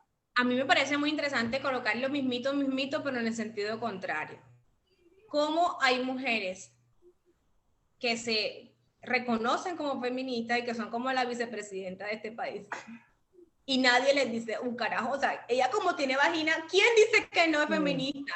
Esa mujer es el mismo patriarcado andante.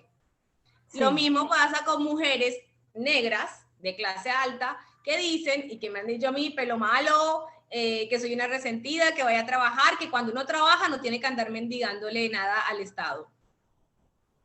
Entonces, ser negra, y ella puede decirse a sí misma, es que esa es mi postura feminista. Esa es mi postura afrofeminista. Yo estoy en pro del empoderamiento de las mujeres negras y para que se empoderen tienen que trabajar duro y no mendigarle nada al Estado ni estar victimizándose frente a las mujeres blancas. Entonces, porque ella es negra, nadie puede decir que no es como ella dice.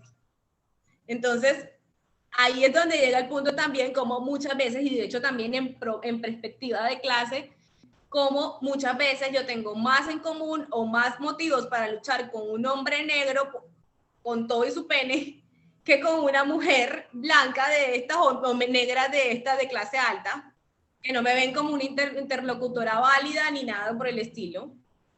Entonces, ahí tengo yo mi feminista que me funciona más que esta señora Marta Lucía.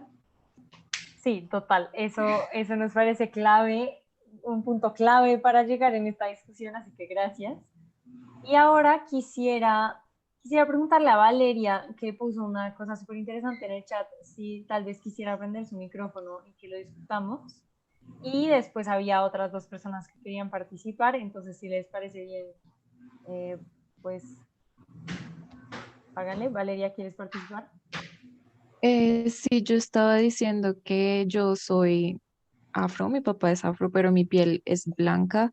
Entonces, cuando dicen, por ejemplo, no sé, es que bueno, creo que mi punto iba más a que las personas de piel blanca aquí en Colombia no necesariamente son blancas, porque ser blanco, ser realmente blanco es una idea totalmente distinta. Aquí la mayoría de personas somos mestizos, mulatos, entre otros. Entonces quería pues discutir eso, si sería apropiado decir de piel blanca, porque por ejemplo cuando uno sale del país a un país que es realmente de gente blanca, uno se siente igual como, uy, pero yo no soy así y a mí me dijeron toda la vida que era blanca, que no sé qué. Entonces quería saber, em, sí, esa diferencia entre de piel blanca y blanco. También porque mi piel es blanca, pero no soy blanca. Bueno, es por eso, es que el tema de esto de la raza es tan complicado, porque es una marcación que no siempre va en función a cómo uno se ve en el espejo. Porque yo por muchos años puedo haberme mirado en el espejo y verme blanca, imagínate tú. O yo en algún otro contexto donde la gente es muy oscura, puede que la gente diga que yo negra no soy. Y en ese contexto me tratan como blanca. Entonces es muy difícil porque, como tú dices, es que apenas que un latino, por muy blanquito que sea, se va hablando raro para allá, para el norte, enseguida lo racializan de que este no es como tan blanco, pero también como que no hay un solo color ni una forma de ser blanco, ni hay una sola forma ni un solo color de ser negro.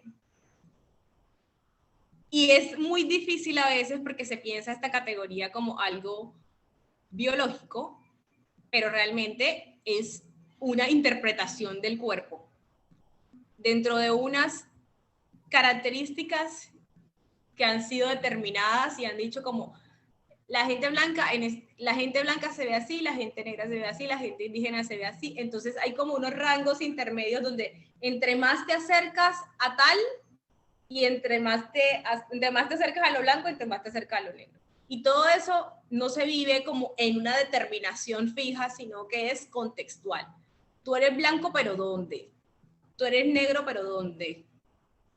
Entonces ahí también se juega mucho esa ficha de el autorreconocimiento y de cómo la gente se reconoce o se piensa, pero pues un señor del norte, más blanco que quién sabe qué, puede venirnos a decir que él es negro, porque se reconoce así.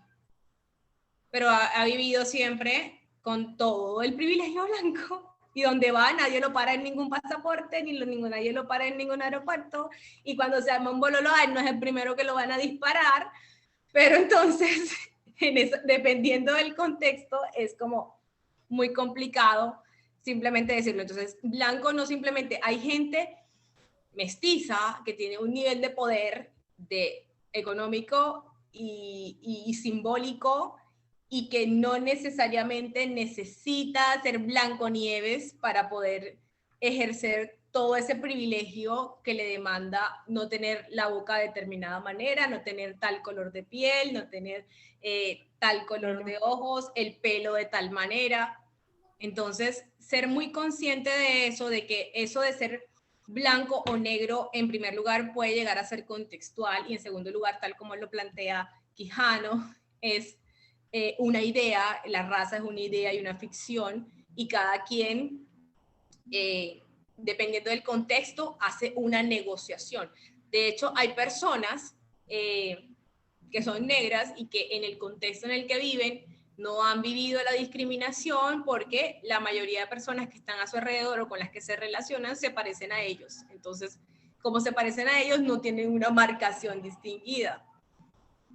como en una familia, como pueden haber personas, esa es otra cosa que la gente se piensa en la raza biológica, pero tú tienes un papá y una mamá que son el mismito y hay niñitos que por el mestizaje sale uno que es bien negrito, hay uno que sale bien blanquito, hay uno que sale rubio, hay uno que sale con los ojos azules, son el mismo hijo de padre y madre, pero como la raza no es biológica y cuando tú mezclas una persona de piel blanca con una persona negra no te va a salir café con leche así del mismo pantón. Entonces, por eso es que se complejiza tanto este tema de la raza y no necesariamente, no se dice como persona de piel blanca ni persona de piel negra porque tampoco se trata solamente de piel. ¿Qué hacemos entonces con los albinos? Entonces, los africanos albinos que encierran en estos orfanatos y que les quieren arrancar los dedos para hacerse un amuleto no son negros, porque tienen la piel blanca. No, sí, claro. Entonces la Eso es como categoría de raza es bastante compleja y también es una negociación. Tú puedes decir que tú eres negra, pero si tú tienes una hermanita que es como mi color y a ti toda la vida te trataron como una reina y a mí todo el tiempo me jodieron porque vivía al lado tuyo y tú sí te veías como tenías que verte y yo no me veía del mismo color, entonces ahí sí ves cómo es que la raza funciona y no es necesariamente porque tú te sientas o porque tú creas que eres negra, no sé qué, no tienes un grado de privilegio. Así como yo explicaba al comienzo, que hay mujeres que son más oscuras que yo y que son conscientes, al igual que yo, de que hay lugares donde yo puedo ser invitada o puedo ser percibida como una persona deseable de estar y que a ellas no se lo permitirían porque tienen el cabello más apretado que el mío, porque tienen la barba más grande que la mía y porque tienen la piel más oscura que la mía. Entonces, aún siendo yo una persona negra también, en esa escala de colorismo, yo tengo una ventaja en este sistema racista. Y también yo creo que aquí entra un poco el tema como de lo que hablan del mito del mestizaje, ¿no? Como la gente que dice Claro. que entonces en Latinoamérica la raza no existe porque todos somos mestizos y entonces pues como todas las razas se mezclaron, pues ya no hay blancos y ya no hay negros. O sea, pues igual hay... No hay racismo. No existe ni te existe. Sí. Entonces, sí, es bien complejo y bien extenso. De hecho, por eso hay una maestría completa en estudios afrocolombianos, hay una cantidad de libros, los que tú quieras, y de autores que se piensan la raza de muchas maneras. Porque no es como que, ay, la gente es blanca, es negra y fin. Total. O todos somos mestizos y todos somos felices. Sí, tampoco, pues, ojalá, sí. Bueno, no sé si, qué pena, pero Sara, ¿quieres hacer todavía tu pregunta? Que nos vamos por las tangentes, esto siempre nos pasa, pero es... ¿Ahí me escuchan bien? Sí, perfecto. Bueno, pues digamos que me gustaría tratar varios puntos porque este tipo de charlas como que se prestan, o sea, siempre en verdad hay como muchas ramas en las que nos podemos como basar y pues es algo muy interesante. Lo primero es que a mí no me gusta leer, pero de todas maneras me gustaría, digamos, que introducirme a esta como rama del afrofeminismo o de esta interseccionalidad, porque digamos que aunque supiera que existe, no me he tomado el tiempo de hacerlo y digamos que me gustaría como alguna recomendación de alguna lectura que no sea tan pesada, pues para introducirme como al tema. Pues yo creo que siempre hay como, no te gusta leer, tú puedes buscar en internet, en YouTube, hay muchísimos videos, por ejemplo, de Ochi Curiel en la que hace sus conferencias, entonces ella ahí expone sus conferencias o hasta lee por ti los textos que ella ha escrito, entonces ahí si no te gusta leer, pues te pones a hacer oficio y escuchas a Ochi, también puedes escuchar a Espinosa, también están ahora los podcasts, pero pues para empezar en todo esto del afrofeminismo, uno siempre, como empezaron las autoras de acá de Sudamérica, pues empiezan leyendo a Angela Davis, a Patricia Hill Collins y después va bajando uno y comienza a leer a las feministas lesbianas, a las feministas chicanas, a las indígenas. Entonces creo que hay mucho material como sencillo también por donde se puede empezar y por lo general como estos son los libros por donde uno empieza. Si a uno no le gusta tan fuerte así como la teoría, entonces puede empezar a leer como a autoras como Chimamanda, por ejemplo, todos los libros de ella son como una maravilla, entonces ahí tú te ves puedes interpretar el tema del racismo desde la novela, entonces tú ahí te lees tus novelas y ahí comienzas pues a interesarte un poco más, y por lo general este tipo de cosas una te va llevando a la otra, pero por ejemplo un libro tan sencillo como el de Chimamanda de Todos deberíamos ser feministas, ese libro es súper cortico, es súper chiquito. Algo que tiene Chimamanda es que ella no estaba como tan metida en el tema de la raza y la clase y que cuenta esa experiencia, sino hasta cuando llegó a Estados Unidos y la experiencia de la raza la atravesó. Entonces, para que veas una mujer tan oscura como Chimamanda, no le había pasado que le habían dicho que su color era aceptable. Entonces, también nos pone a pensar un poco eso de lo que decía sobre la contextualización de la raza y la interpretación de la raza y del racismo según el lugar en el que uno está. Aquí va una pequeña autopromoción, y es que pues la otra semana tenemos la segunda sesión de este módulo, y en esa sesión vamos a, o sea, de hecho en el drive de No es Normal, que está en la biografía de nuestro Instagram, ya está pues el material que vamos a usar para estas sesiones, y hay mucho de eso, hay textos cortos, vamos a traer fragmentos de textos, hay conferencias, está pues Descolonizando el feminismo de Ochi, está una charla de Chimamanda que se llama El peligro de la historia única, donde habla pues un montón como de esto. En fin, hay mucho material y lo vamos a abordar, digamos, de una manera como amigable y no tan densa, y como a partir de fragmentos y de partes que hemos seleccionado. Entonces, en el drive de Instagram ya pueden consultar pues como el material de la próxima sesión. También pues en el mismo drive están los materiales de todos los ciclos de lectura que tenemos de No es Normal, y hemos leído bastantes, pues como Angela Davis, Audre Lorde, como varias feministas negras. Entonces, de hecho, pues esta es una sí, autopromoción para que vayas y lo mires. hubo un ciclo completo de ciclos de lectura, valga la redundancia, de No es Normal, de afrofeminismo en la época que fue como lo de Black Lives Matter. Hicimos un ciclo completo de esas cosas y todo el material está en el drive que pueden encontrar en el link de la biografía de el Instagram de No es Normal. Entonces, y las grabaciones de los eventos con las discusiones, por si no quieren como leer los libros que se discutieron, sino solo oír la discusión que se dio, también están en el drive de No es Normal. Miren, una cosa que me pareció que me acabo de acordar ahora que hablaron del mestizaje y que es súper importante, que me parece maravilloso que lo leen, yo creo que las feministas latinoamericanas que están en esas fronteras deberían leer a Gloria Alzaldúa, que es una feminista chicana y que tiene un libro precioso que se llama La Nueva Mestiza. Y ella desde ahí es donde plantea cómo, desde qué lugar y desde cada cuerpo pueden haber unas posibilidades de lucha conjunta, como cuál deberías, cómo es esa negociación en la frontera donde no eres ni blanco ni negro, donde no eres ni mestizo ni indígena. Entonces, y esa negación, es una negociación, la raza es social, es una negociación con otra persona, una lectura que tiene una persona de otro. Seguramente si yo voy al Chocó y le pregunto a un niñito, óyeme, yo qué soy blanca, negra, probablemente el peladito no me va a tirar una respuesta así de seguida, y probablemente también me diga, eres paisa. O sea, entonces, como que, ¿cómo nos imaginamos, o lo que tenemos en la mente que es una persona blanca, que lo que tenemos en la mente, la idea que tenemos de lo que es una persona indígena? Entonces, probablemente tú veas a una persona indígena, no sé,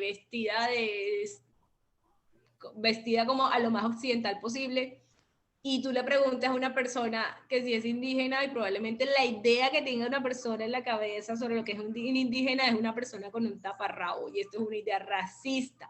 Entonces no pueda ni siquiera enmarcar a una persona indígena dentro de estas categorías, porque es que precisamente como son una ficción, las personas no siempre tienen como mucha claridad, o yo no sé, es que es difícil, es una idea, es una ficción, entonces tener que negociar eso, es como que tenemos que, que tú eres, ok, entonces para muchas personas, según la idea que tienen y el cuerpo y la identidad que la persona manifiesta, con la que se identifica, a veces como que no nos hace conexión, y por eso es que se dice que la raza pues definitivamente es social y es una negociación. Total, no, total. Otra idea, sí, lo de la raza, la ficción, no sé qué, y Gloria Saldúa. Hay que leer a esa mujer.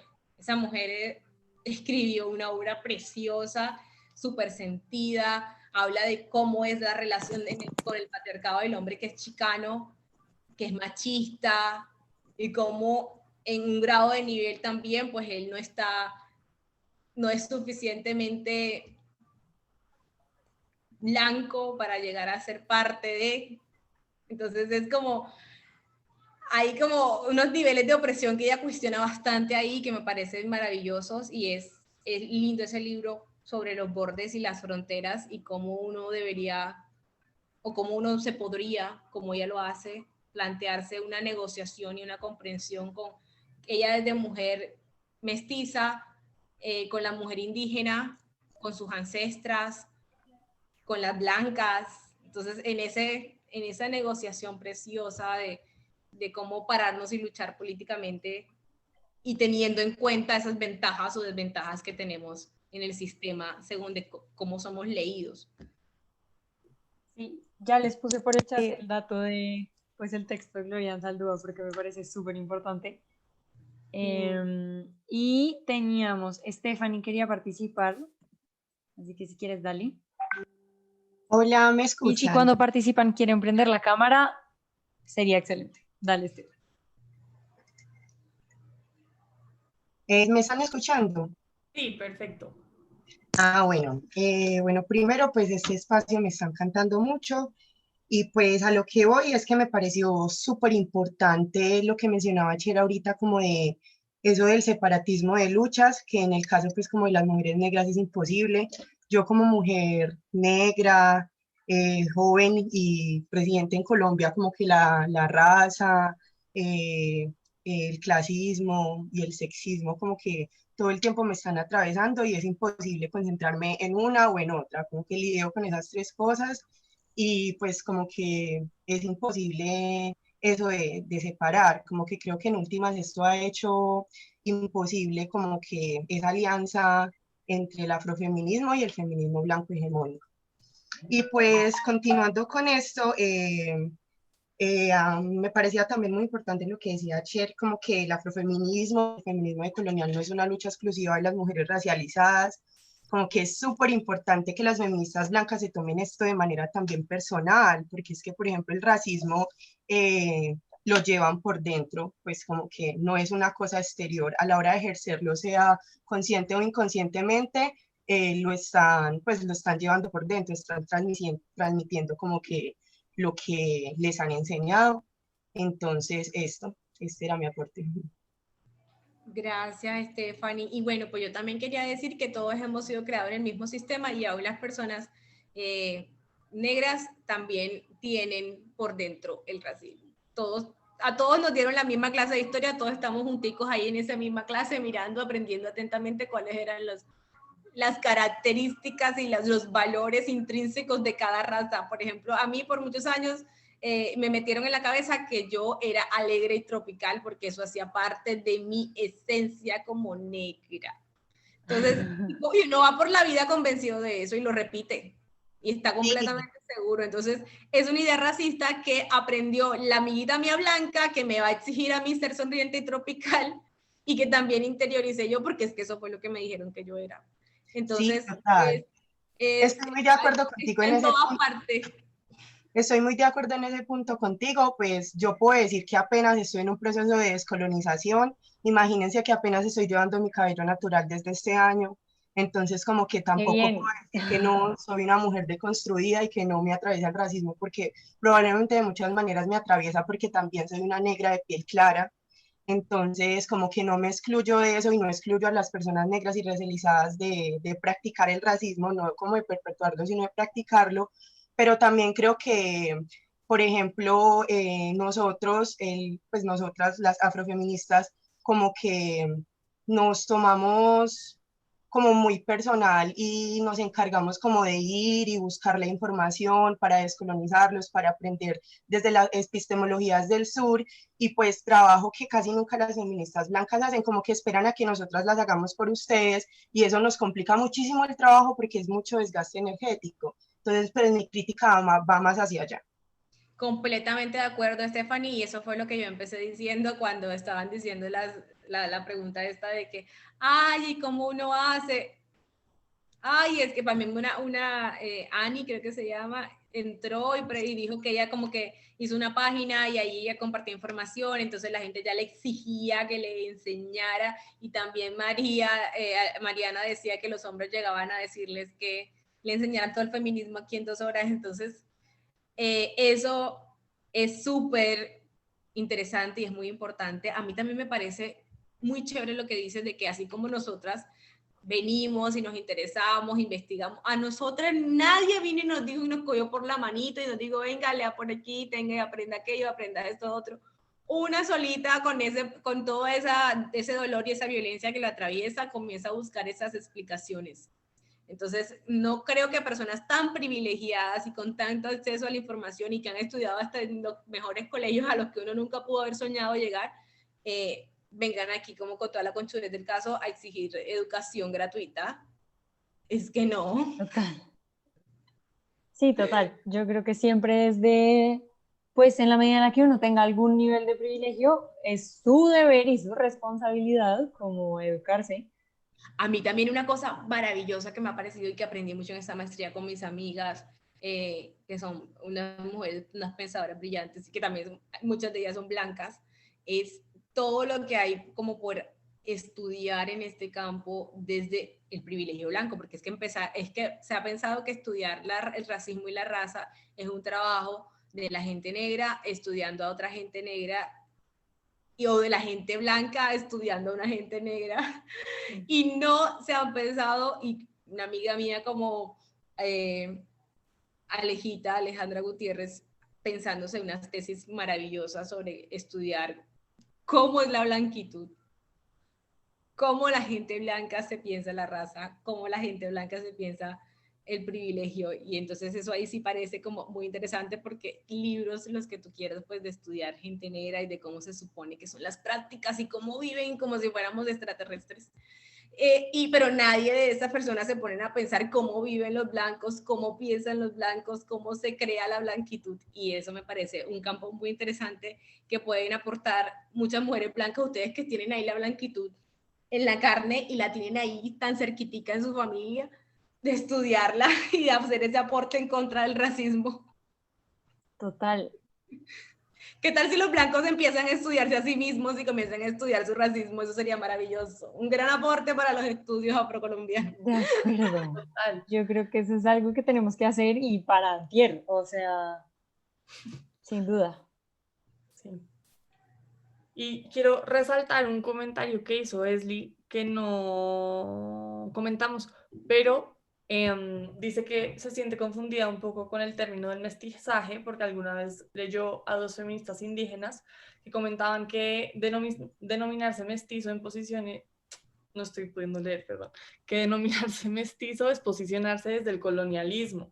Y me parece... Y ella también, una persona que hizo la pregunta, entró hablando como de piel blanca, de mulato, de mestizo, y bueno, en todo caso, negro es una categoría colonial, pero que se ha tomado para reivindicarse y para darle otros significados y una forma de lucha. O sea, es una categoría. Hay personas que definitivamente no quieren llamarse a sí mismas negras y que se llaman afrodescendientes, pero negro es una postura política para demandar justicia en relación a la manera en la que se han tratado a una población muy amplia y muy diversa en función a su apariencia y a ser marcado. O sea, hay gente que dice, a mí me jodieron como negra, a mí me gritaron negra y a mí, pues yo misma me voy a reivindicar negra, y ese es uno de los poemas más lindos que hay sobre el racismo, el de Victoria Santa Cruz, me gritaron negra. Entonces, es una categoría, entonces este tipo de categorías también, el mestizaje como, ay, somos mestizos, los mestizos es una categoría racial también, y que también ha sido como impuestas desde la colonialidad para homogenizar de alguna manera. Es que ese es el problema de estas categorías en general. O sea, estas categorías son políticas, se pueden reivindicar, hay mucha teoría muy interesante sobre eso, y si no las anunciamos, no podemos discutirlas, tenemos que llamarlas para poder, tenemos que nombrarlas para poder hablar de ellas. Entonces, ¿en qué iba? Tenemos que nombrarlas para hablar de ellas, pero también hay que ser conscientes también como de todos los matices que pueden llegar a tener según el contexto, según, ¿sí?, cómo te relacionas con otras personas. Eso, pues, por ejemplo, de hablar de mujeres negras o de que yo me reconozco como negra, o de hablar de personas negras, si tú lo hablas para explicar o dar cuenta del racismo, pues todo bien, pero si lo haces para marcar a esa persona y borrar su nombre y borrar lo que es racista. Entonces, cuando hablamos también, la persona que decía, ¿por qué no hablamos de piel blanca? Porque es que eso no importa. Cuando hablamos de blanco es para hablar de una categoría de poder en una jerarquía estructurada racialmente por la colonialidad. Entonces, si no mencionamos a los blancos, cuando uno dice blanco no está hablando de una persona, cuando está hablando de blanco no está hablando de la apariencia de la persona, sino de la manera, es que esto es muy enredado, es que esto es una ficción muy complicada. No estamos hablando del cuerpo o de la apariencia, sino de la manera de relacionarse, la manera de ser leída y el lugar de poder que se le ha colocado en esta estructura de jerarquía racial. O sea, si uno no menciona esas categorías, sino es para dar cuenta de esta jerarquía racial. Si uno no habla de blanco, no habla de negro, no habla de indio, sino es para, para hablar de esta marcación y de esta negociación racial que ya sabemos todas las consecuencias sociales que tiene. Claro, porque además lo otro sería caer en esa gente que es como, no, yo no veo color, entonces para mí no son iguales. Solo hay una raza, la raza humana. O sea, sí, pero no, o sea, como que eso es borrar la experiencia de la gente y eso es borrar la realidad de que, pues, de que hay cosas que, o sea, que es una razón de opresión. Porque sí, tampoco se trata de caer en, no hay ninguna categoría, todos somos iguales, porque pues no. Porque pues, o sea, sí somos iguales, pero no se nos trata igual, el sistema no nos ve como iguales, entonces, pues sí hay que nombrar las categorías para, pues, como combatirlas y esas cosas.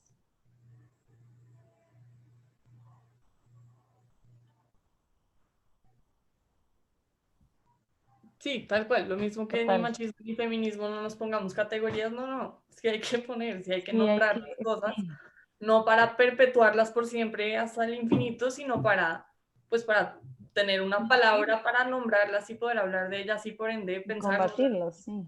Ajá. Perfecto. Bueno, ¿alguien quisiera intervenir para cerrar esta maravillosa discusión? Pues antes de cerrar, digamos. Sí, total. Tal cual, lugar de enunciación. Es eso, yo creo.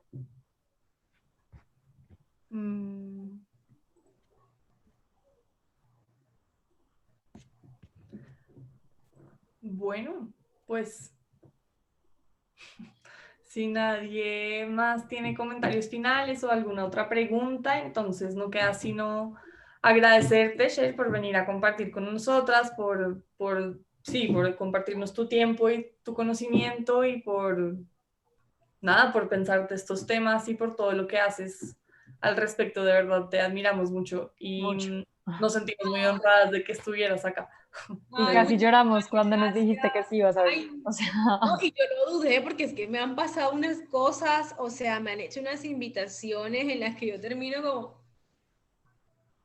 O sea, me invitan a hablar de racismo, pero que no les cuenten nada negativo o incómodo sobre la experiencia de ser negros, que les vaya a cuestionar sus privilegios y que les haga sentir culpables porque los negros vivimos muy mal. O sea, ay no, pero que es que hay gente que...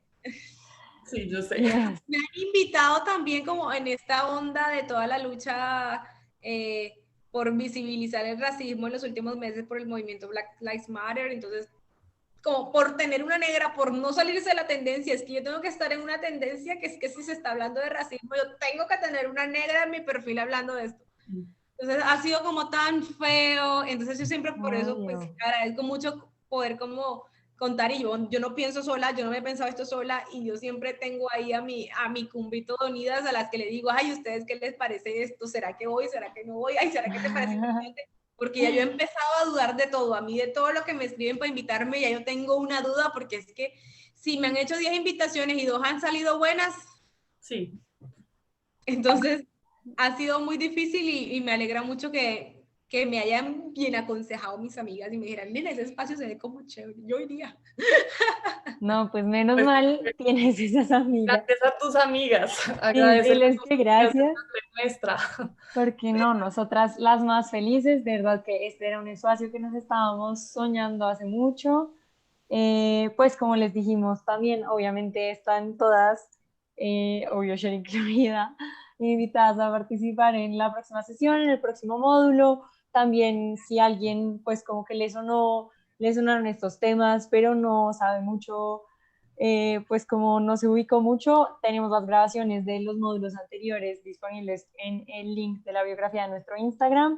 Los primeros módulos fueron qué es el feminismo y qué es el patriarcado. Y también pues está todo el material en el drive de No es Normal, de esas sesiones, de estas sesiones de la interseccionalidad y los feminismos en plural. Y pues nada, como siempre, nosotras felices de este espacio. De verdad, gracias, Sher, te admiramos mucho y estamos muy, muy felices de que hayas venido en serio, en serio. Y pues nada, nosotras recordarles que somos un canal de comunicación abierto en las redes de No es Normal, o nos pueden buscar a nosotras por separado. Estamos siempre felices de discutir todos los temas, de cualquier inquietud que nos surja y que podamos traer a estos espacios o a otros, invitarles a otros espacios de No es Normal. Ahorita vamos a empezar la otra semana un módulo de feminismo antimilitarista, donde también tendremos lecturas, discusiones, pues otros temas, digamos, por si quieren ir más allá de los temas que hablamos en estos módulos introductorios. Invitarles a todos a el próximo jueves, misma hora, mismo link, es este. El mismo link es este, no es otro. Es este. Sí, porque sabemos que hubo problemas. A la segunda sesión del módulo de interseccionalidad, próximo jueves, misma hora. Que va a ser más teórico, vamos a traer más lecturas, a autoras, referencias, videos, charlas, conferencias, pues todo lo que un poco Sher mencionó como de nombres y de teorías que nos trajo a esta discusión, los vamos a analizar, pues no analizar, pero sí a conversar más a fondo la otra sesión. Muy invitadas. ¿Y ya? Ya, y de nuevo mil gracias, Sher. Gracias, Marianas. De verdad somos tus fans, Sher, gracias. Ay, tan bella. Bueno.